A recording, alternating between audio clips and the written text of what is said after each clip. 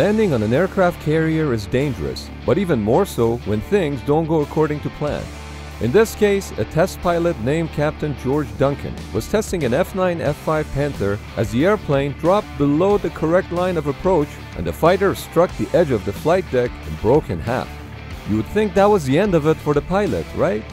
But it's not what you think.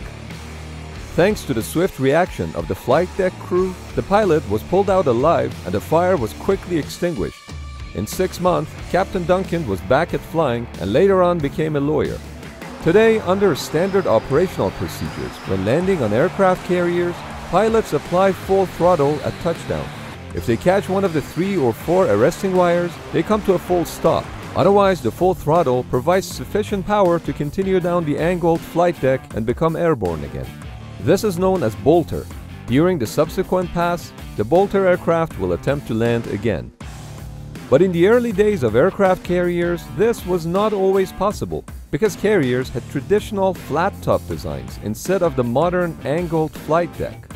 This meant that airplanes were landing right in front of the other parked airplanes, so there was very little room for error. For this reason, emergency flight deck barriers were installed at the end of the landing area. The barriers were about 3 feet tall and would be lowered after each successful landing in order to move the airplane to the parking area. If something did go wrong, like a broken tailhook, the deck barriers were essential in stopping the aircraft from crashing into the flight deck crew or parked airplanes. After hitting the barrier wires, airplanes usually sustained heavy damage and sometimes even burst into flames. The flight deck crew were also as likely to get injured as the pilots themselves due to the wires flying around the flight deck. As you can see in this example, barrier wires were not always sufficient to fully stop an aircraft, so a better solution was needed. Don't worry, this airplane's pilot was successfully rescued by a helicopter.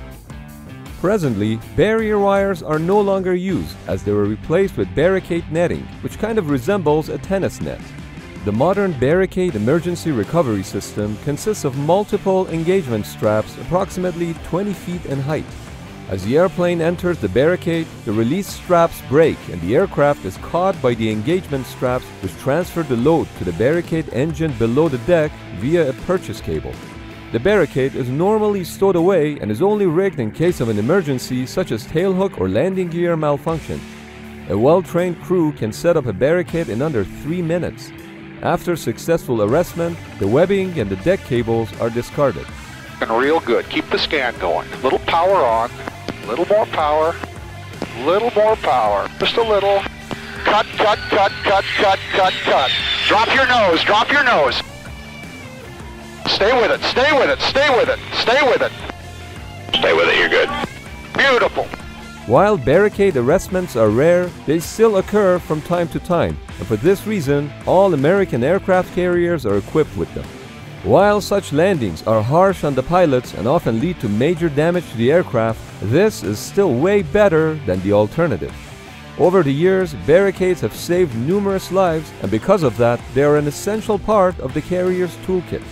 While you hope to never have to use it, when the situation arises, you're glad to have it.